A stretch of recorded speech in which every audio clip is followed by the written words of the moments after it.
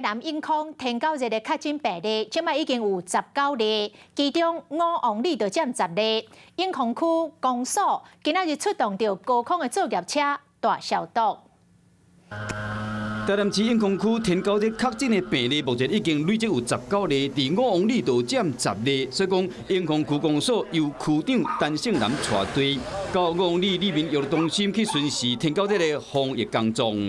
公所这边就是因为这样子，基于这个原因，所以特地派了云梯车出来，然后高空作业车来帮大家检视。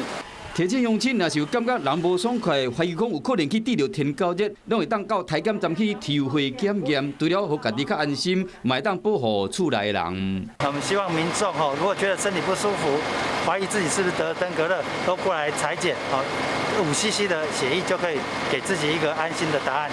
区公所特别出动高空的作业车，巡视铁厝的天狗敢有积水，同时呼吁里面环境爱摒扫清气。Hello， 我是林仙怡。想要掌握最及时的新闻资讯吗？赶快订阅、按赞、开启小铃铛，锁定华视新闻 YouTube 频道，也不要忘记收看《华视新闻》杂志哦。